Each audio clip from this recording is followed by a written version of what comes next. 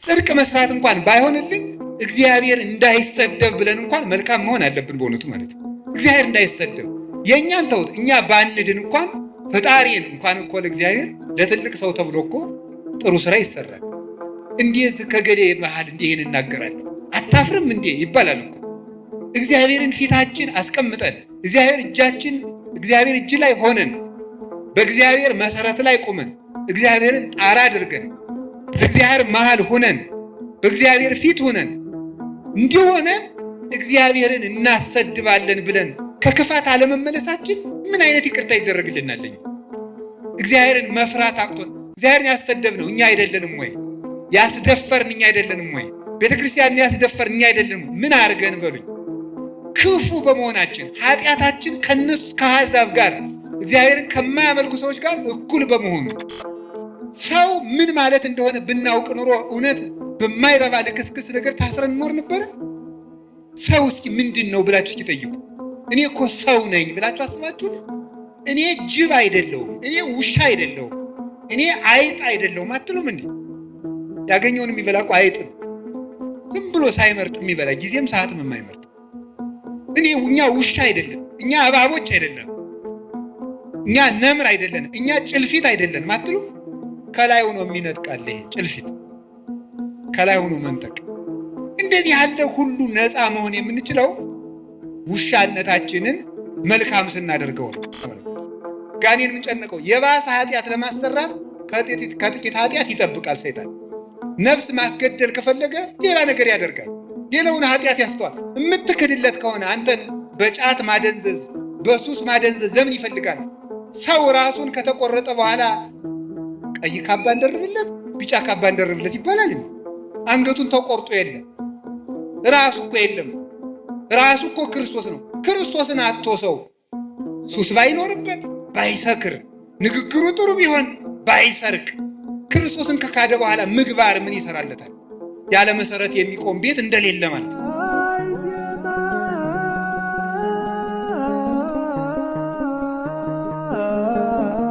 በስመ አብ ወወልድ ወመንፈስ ቅዱስ አሐዱ አምላክ። በስመ አብ ወወልድ ወመንፈስ ቅዱስ አሐዱ አምላክ። በስመ አብ ወወልድ ወመንፈስ ቅዱስ አሐዱ አምላክ። በባህሪው ሞት በመንግስቱ ሽረት የሌለበት ቅድመ ዓለም ሳይፈጠር የነበረ ዓለምን የፈጠረ ዓለምን አሳልፎ የሚኖር የአባቶቻችን አምላክ ቅዱስ እግዚአብሔር በሀብት ስቦ በረድኤት አቅርቦ በቅዱስ ቦታው ስለሰበሰበን ስሙ የተመሰገነ ይሁን። እግዚአብሔርን የወለደችልን መድኃኒታችን የተገኘባት የድኅነታችን ምስራቅ ድንግል ማርያም ወላዲት አምላክ ቅዱስ መስቀሉ፣ ቅዱሳን መላእክት፣ ነቢያት፣ ሐዋርያት፣ ሰማዕታት፣ ደናግል፣ መነኮሳት ሁሉም ቅዱሳን እግዚአብሔር ያከበረው ስማቸው የተመሰገነ ይሁን። በረከታቸው ይደርብን። የተከበሩ አባታችን መላከ ብርሃን መምህር አእምሮ የዚህ ታላቅ ደብር አስተዳዳሪ፣ የተከበራችሁ መምህራን፣ አባቶች፣ ካህናት፣ ዲያቆናት፣ ወንድሞች፣ እግዚአብሔርን የምትወዱት ይልቁንም እግዚአብሔር የሚወዳችሁ የእግዚአብሔር ቤተሰቦች፣ ምዕመናን አንድ አምላክ በሚሆን በአብ በወልድ በመንፈስ ቅዱስ ስም እንደምን ዋላችሁ? እንደምን ሰነበታችሁ? እንደምን አመሻችሁ? ኃጢአታችን ይቅር ብሎ እስከዚህ ሰዓት ያደረሰን አምላክ ስሙ የተመሰገነ ይሁን። በልቡናችን መልካም ቃል እንዲጻፍበት የቃሉን ደጅ ከፍቶ እንዲያስተምረን ቅዱስ ፈቃዱ ይሁንልን። እግዚአብሔር እንደወደደ የፈቀደውን ያህል ጊዜ እንማማራለን። የምንማማርበት ርዕስ ስለ እብድ ውሻ ነው የምንማማረው። እብድ ውሻ በሉ እስኪ እንደገና በሉ፣ እንደገና በሉ። ስለ እብድ ውሻ እንማማራለን።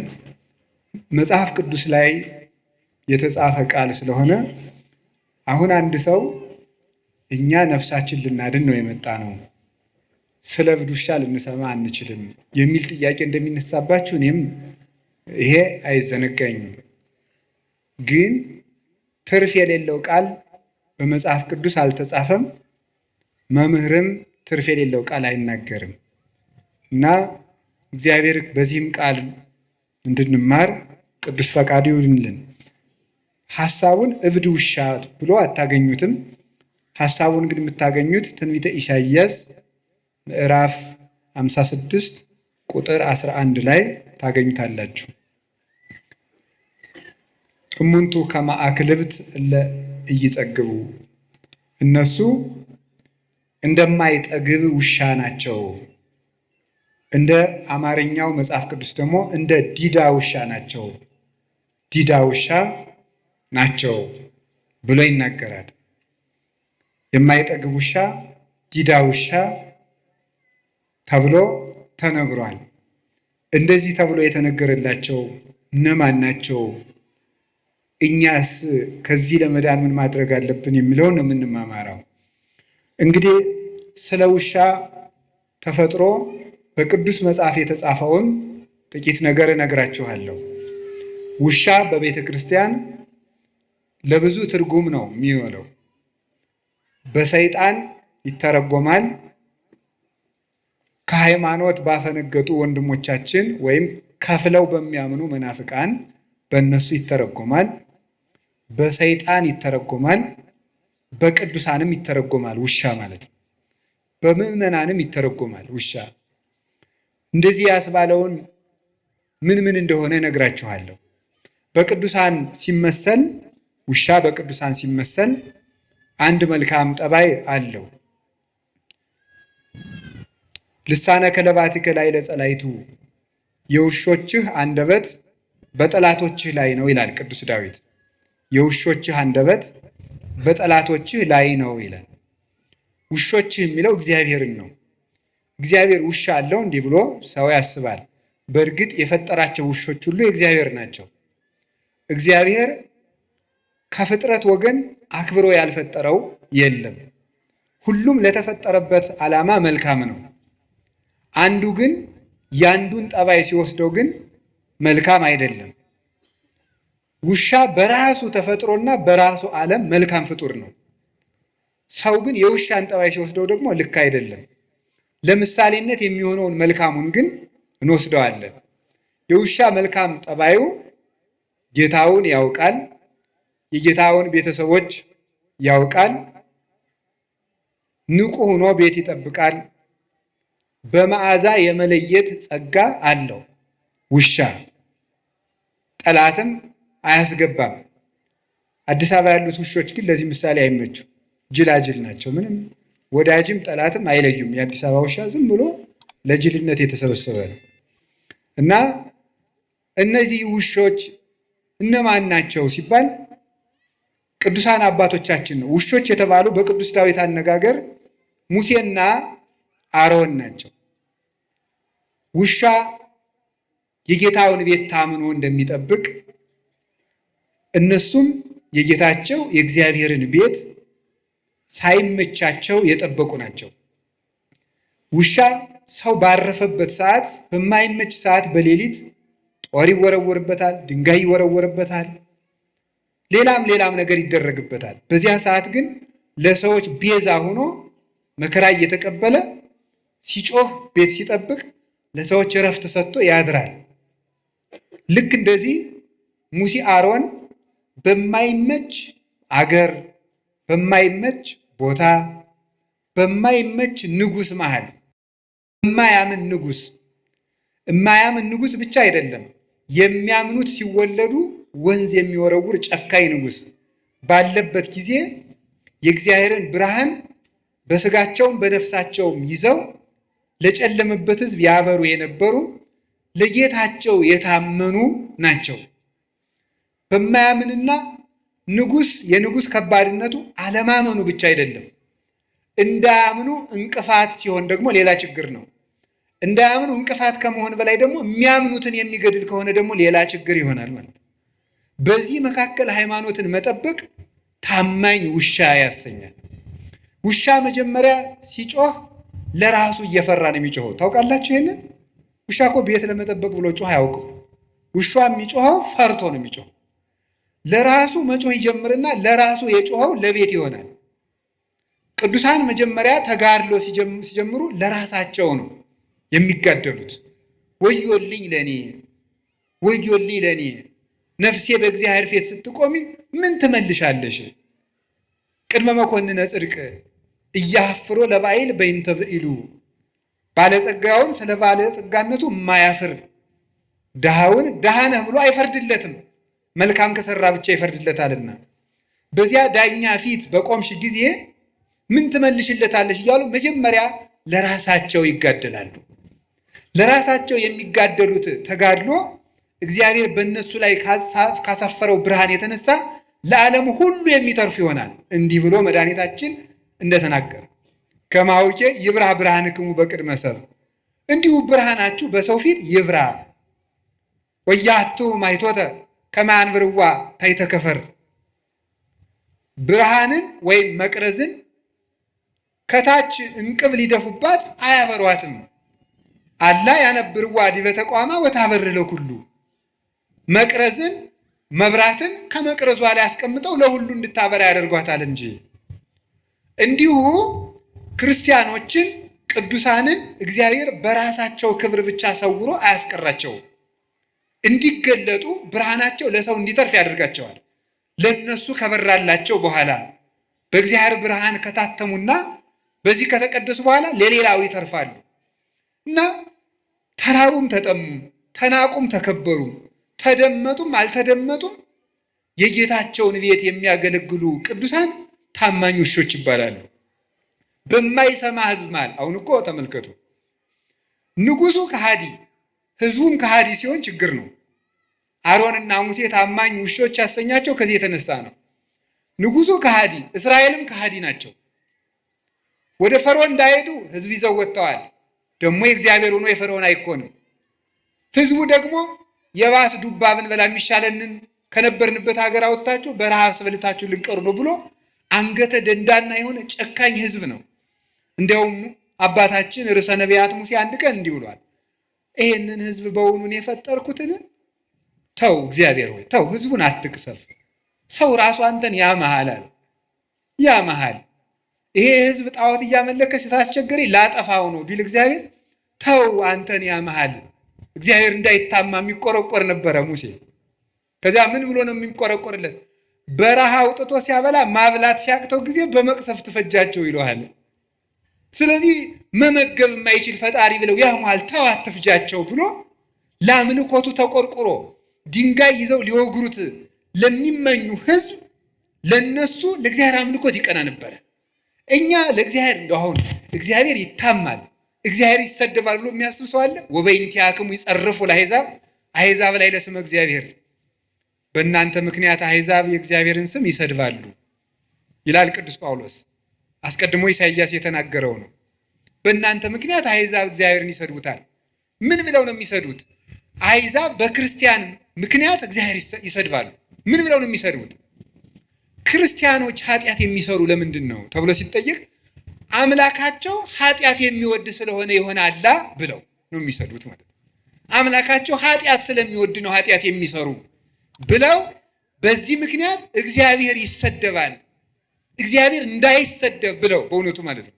ጽድቅ መስራት እንኳን ባይሆንልኝ እግዚአብሔር እንዳይሰደብ ብለን እንኳን መልካም መሆን አለብን በእውነቱ ማለት ነው። እግዚአብሔር እንዳይሰደብ የእኛን ተውት፣ እኛ ባንድን እንኳን ፈጣሪን እንኳን እኮ ለእግዚአብሔር ለትልቅ ሰው ተብሎ እኮ ጥሩ ስራ ይሰራል። እንዴት ከገሌ መሃል እንዲህ ይህን እናገራለሁ አታፍርም እንዴ ይባላል እኮ። እግዚአብሔርን ፊታችን አስቀምጠን እግዚአብሔር እጅ ላይ ሆነን በእግዚአብሔር መሰረት ላይ ቁመን እግዚአብሔርን ጣራ አድርገን በእግዚአብሔር መሃል ሆነን በእግዚአብሔር ፊት ሆነን እንዲሆነን እግዚአብሔርን እናሰድባለን ብለን ከክፋት አለመመለሳችን ምን አይነት ይቅርታ ይደረግልናል? እግዚአብሔርን መፍራት አቅቶን እግዚአብሔርን ያሰደብነው እኛ አይደለንም ወይ? ያስደፈርን እኛ አይደለንም ወይ? ቤተክርስቲያንን ያስደፈርን እኛ አይደለንም ወይ? ምን አድርገን በሉኝ? ክፉ በመሆናችን ኃጢአታችን ከነሱ ከአሕዛብ ጋር እግዚአብሔርን ከማያመልኩ ሰዎች ጋር እኩል በመሆኑ እና ሳይመቸው ክርስቲያን የሚሆን እርሱ ታማኝ ውሻ ይባላል። ጌታውን የሚለይ እንጀራ የጣለለትን የሚለይ የጌታውን ቤተሰቦች የሚለይ እሱ ውሻ ይባላል። ታማኝ ውሻ፣ ቤተሰቡን ሁሉ የሚያውቅ። አሁን እዚህ ውስጥ አስነስቼ ብጠይቅ ሃይማኖቱን የሚናገር ምዕመን አገኛለሁ ብዬ አላስብም። እርግጠኛ ነው የምሆነው በእናንተ በእውነት ማለት ነው።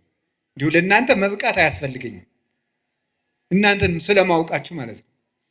ከዚህ ውስጥ ሃይማኖታችሁ ምንድን ነው ሲበብት ብዬ ተዋሂዶ ምንድን ነው አናውቀው። እንዲሁ እኮ አሁን እንዲህ ይገርማችኋል።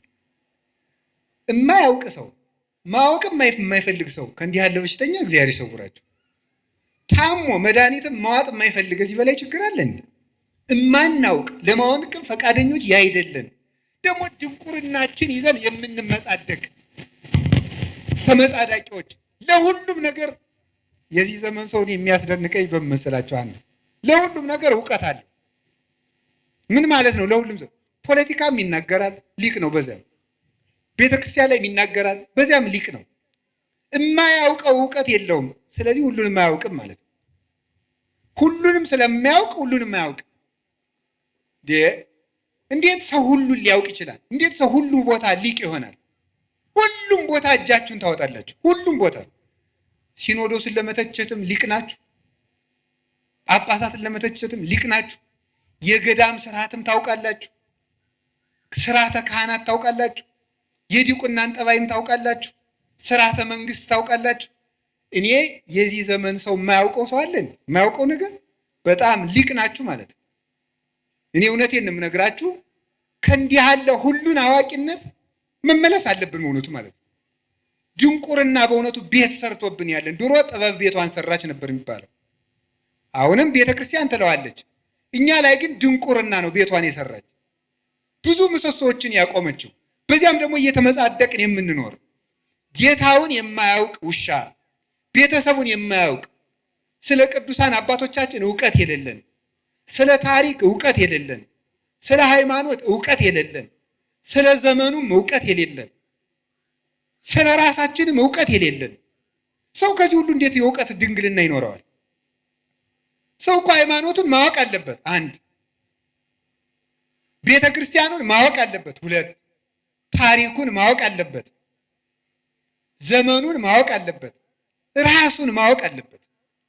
ሰው ምን ማለት እንደሆነ ብናውቅ ኑሮ እውነት በማይረባ ልክስክስ ነገር ታስረን እንኖር ነበረ? ሰው እስኪ ምንድን ነው ብላችሁ እስኪ ጠይቁ። እኔ እኮ ሰው ነኝ ብላችሁ አስባችሁን? እኔ ጅብ አይደለሁም፣ እኔ ውሻ አይደለሁም፣ እኔ አይጥ አይደለሁም አትሉም እንዴ? ያገኘውን የሚበላ እኮ አይጥ ነው። ዝም ብሎ ሳይመርጥ የሚበላ ጊዜም ሰዓትም የማይመርጥ። እኛ ውሻ አይደለም፣ እኛ እባቦች አይደለም፣ እኛ ነምር አይደለንም፣ እኛ ጭልፊት አይደለንም አትሉም? ከላይ ሆኖ የሚነጥቃል ይሄ ጭልፊት፣ ከላይ ሆኖ መንጠቅ። እንደዚህ ያለ ሁሉ ነፃ መሆን የምንችለው ውሻነታችንን መልካም ስናደርገው ነው። ታማኝ ውሻ እንድንሆን አምላከ ቅዱሳን ይርዳን። ውሻ ቤተሰቡን የሚያውቀው በመዓዛው ነው። ጌታ በቅዱስ ጳውሎስ አድሮ እንደተናገረ እንዲህ ይላል፣ ንሕነሰ መዓዛሁ ለክርስቶስ ንሕነ አለ ቅዱስ ጳውሎስ። እኛ የክርስቶስ መዓዛ ነን። እስኪ በሉ እኛ የማን መዓዛ ነን? ምን ማለት መሰላችሁ? ሊቃውንቱ ሲተረጉም ልብስ በመዓዛው ይታወቃል። የዛሬ ልብስ እንኳን ብዙ አይታወቅም። ለዚህ ምሳሌ የምንመች የገጠር ልጆች ነን። የገጠር ልጆች እናትና አባቶቻችን ሽቱ ስለማይረጩ የእናታችን ወዝም የአባታችን ወዝም እናውቃለን። ይሄ የአባባ ጋቢ ነው፣ ይሄ የማማ ጋቢ ነው። የከተማ ሰው ግን ሁሉም ሽቱ ስለሚረጭ አይታወቅም የማን ወዝ እንደሆነ ማለት ነው። ልብሱም አይታወቅም። ይሄን እንኳን ችግር የለውም፣ ኃጢአታችሁ አይደለም። ይሄ ዘመን አሰልጥኖላችሁ ነው ማለት ነው። እኛ ግን የአባታችን ወዝ ምን እንደሆነ እናውቀዋለን። ሲቆፍር ያፈሰሰው ወዙ። የማማን ወዝ እናውቀዋለን። ስትጋግር የኩበቱ ጢስ በሱ እናውቀዋለን። ይሄ እናቴ ጋቢ ነው እንላለን ማለት ነው። ከዛ ሊቃውንቱ በዚህ ነው የተረጎሙት። ይሄ ይትባህል ካልገባን መጽሐፉም አይገባም። ምንድነው መዓዛ? የክርስቶስ መዓዛ ነን። ልብስ በመዓዛው እንዲታወቅ እኛም የክርስቶስ መታወቂያ ነን ማለት ነው ይላሉ። እኛ የክርስቶስ መታወቂያ ነን። ሰዎች ክርስቶስን የሚያውቁት እኛን አይተው ነው ማለት ነው። እኛን አይተው ክርስቶስን ያውቁታል። በሞቴ የማን መታወቂያ ናችሁ እናንተ? ኧረ በሞት የተባረፋችሁ ቁጭ በሉ። እንዴ ደፋሮች ናችሁ እናንተ! የክርስቶስ ትላላችሁ። አሁን እናንተ የክርስቶስ መታወቂያ ናችሁ። በዘፈናችሁ ነው የክርስቶስ መታወቂያ የምትሆኑት። በግርግራችሁ በተሳዳቢነታችሁ ነው የክርስቶስ የምትሆኑት። በእንቅልፋምነታችሁ በሆዳምነታችሁ ነው። ዛሬ ሰውዬ ሊሳደብ ነው የመጣ። እኔ ብትሉ ምን ጨነቀኝ? ነፍሳችሁ ትዳን እንጂ። ስለዚህ የማን መታወቂያ ነኝ? ሰው እኔን አይቶ ማንን የሚያየው? እኔን አይቶ ጋኔንን ነው የሚያይ? ክርስቶስን። በውሸታችን የማን መታወቂያ ነው? ያጋንንት። ውሸት የጋኔን ነው። በነገረ ሰሪነታችን የማን መታወቂያ ነው? ያጋንንት። መለያየትን የሚሰራ ጋኔን ነው። በነፍሰ ገዳይነታችን የማን መታወቂያ ነው? የጋኔን። እስመም ትካት ቀታሌ ነፍሰ ሰብ ውእቱ። ሐሰትን አመንጭቱ። ዛሬ እኮ ሰት ምንድን ነው? የከተማ ሰው ኃጢአትን ሲያቻችል ምንድን ነው የሚለው? ኖርማል ነው የሚለው አይደለም። ኃጢአትን በደንብ ሊሰራ ሲፈልግ ኖርማል ነው የሚለው ማለት ነው። አረ ኖርማል አይደለም። እንዴት ኃጢአት ኖርማል ይሆናል? ውሸታውን ኖርማል ነው አይደለም? ለእናንተ ውሸት ኖርማል ነው። አሁን ሰው መዋሸት እዚህ ጫፍ ላይ ደርሻለሁ ይላል። ገና ስንት ኪሎ ሜትር ተቀምጦ ማለት እንዴት ውሸትን ትለምዳል? እግዚአብሔር እውነት ነው በሉ እስኪ በሉ። ጨምሩ። ሐሰት የማን ነው? የሰይጣን በሉ እንጂ።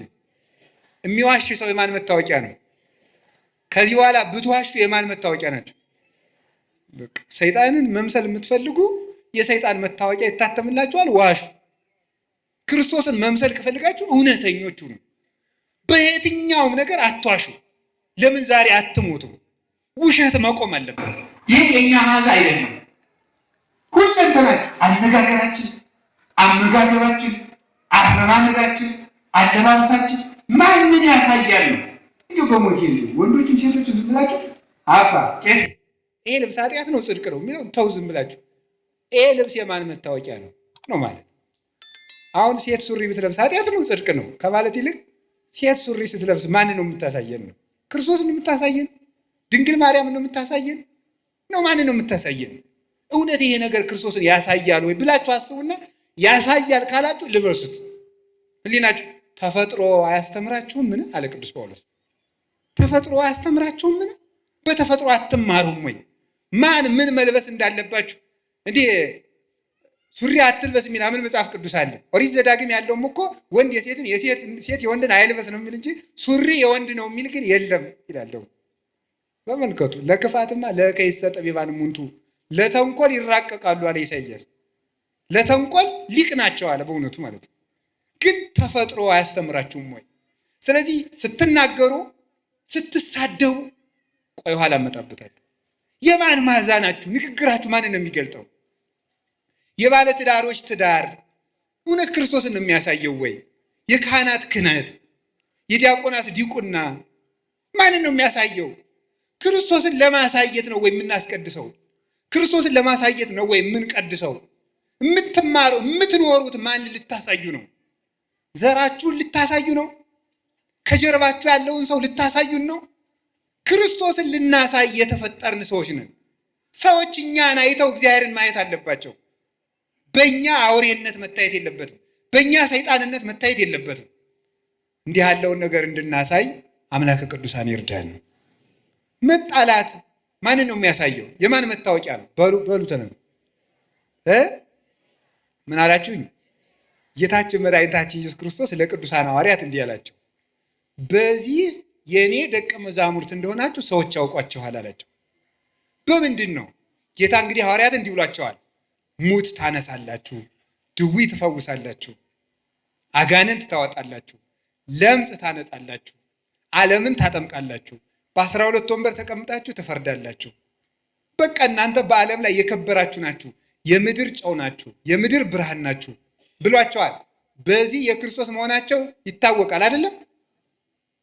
ዝም ብትሉ ደግሞ ጥሩ ነው አይደለም ያላቸው። በዚህ የኔ መሆናችሁ ይታወቃል አላቸው። እምከመ ተፋቀርክሙ በባይናቲክሙ ወበዝንቱ ያአምሩክሙ ሰብ ከመ አርዳኢ አንትሙ። እርስ በርሳችሁ ስትፋቀሩ ሰዎች የኔ እንደሆናችሁ በዚህ ያውቋችኋል። የክርስቶስ የመሆን መታወቂያው አለ። ይሄንን ይዞ ቅዱስ ዮሐንስ አፈወርቅ ሙት ማንሳት አይደለም መዋደድ ነው እንጂ ይላል። ሙት ማንሳት የክርስቶስ የመሆን ምልክት አይደለም። አጋንንትም ቢሆን በምታት ሙት ያስነሳሉ። አጋንንትም ቢሆን ይፈውሳሉ እኮ። እንዴት አጋንንት ይፈውሳሉ? አጋንንት ሲፈውሱ ምን ማለት መሰላችሁ? ከአንድ ሰውዬ ላይ ጋኔን ካደረበት ከፈዋሹ ላይ ጋኔን አለ በሉ። ከተፈዋሹ ላይ ደግሞ ጋኔን ካለበት ይሄኛው ጋኔን ሰውን ጨርሶ ያ ጋኔን ለማድረግ እዛ ላይ ያለው ጋኔን ይወጣል። ይቆይና ከዛ በሌላ ቀን መለስ ይል አሁን ልውጣና ሌላ ሰው ጨምሬ ላሳስት ብሎ ወጥቶ ለቀቅ አድርጎት ይቆያል። አይዋ አስለቀቀው ተብሎ እዚያ በኋላ ይነገርለታል ማለት ነው። ጋኔን ምን ጨነቀው? የባሰ ኃጢአት ለማሰራት ከጥቂት ኃጢአት ይጠብቃል ሰይጣን። ነፍስ ማስገደል ከፈለገ ሌላ ነገር ያደርጋል። ሌላውን ኃጢአት ያስተዋል። የምትክድለት ከሆነ አንተን በጫት ማደንዘዝ፣ በሱስ ማደንዘዝ ለምን ይፈልጋል? ሰው ራሱን ከተቆረጠ በኋላ ቀይ ካባ እንደርብለት፣ ቢጫ ካባ እንደርብለት ይባላል። አንገቱን ተቆርጦ የለም ራሱ እኮ የለም።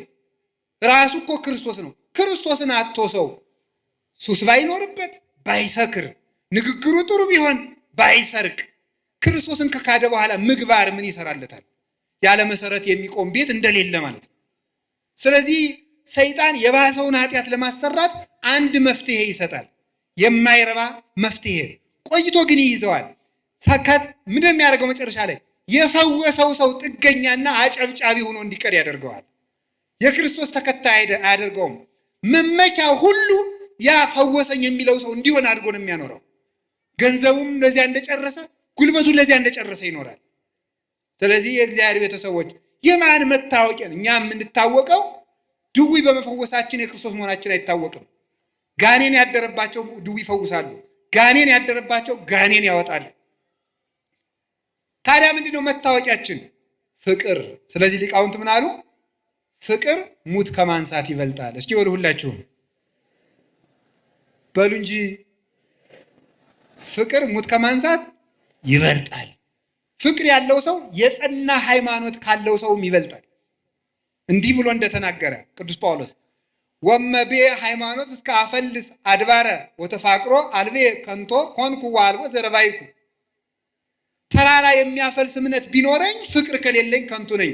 አየህ፣ ከጸና ሃይማኖት ይልቅ ፍቅር ይበልጣል። ሃይማኖት ኑሮ ፍቅር ከሌለ በሃይማኖቱ አትድንበትም። ፍቅር ከሰማዕትነትም ይበልጣል።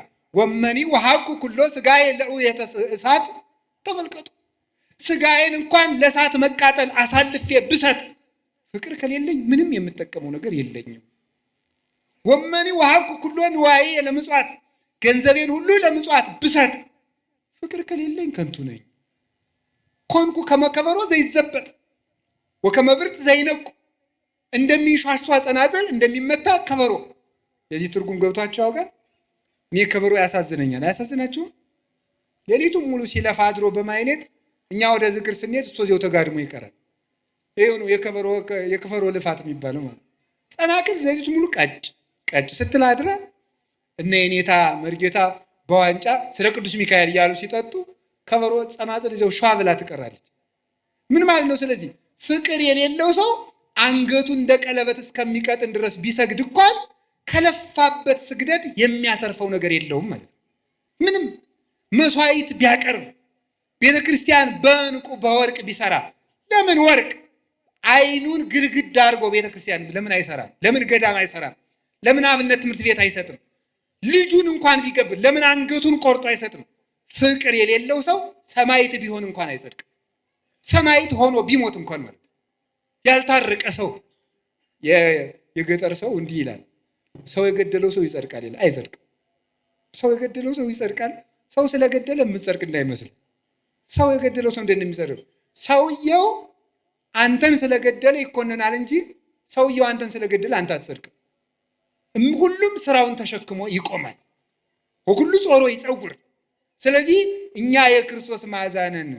ውሻ የጌታውንና የቤተሰቡን መዓዛ ለይቶ ያውቃል። እኛም ትክክለኛ የእግዚአብሔር አገልጋዮች የቤቱ ጠባቆች ከሆን መጀመሪያ መዓዛችን እንለይ። ኦርቶዶክሳዊ መዓዛ ይኑረን። ከደመቀበት የምንዘፍን መሆን የለብንም። እንደ ጎርፍ የምንነዳ መሆን የለብንም።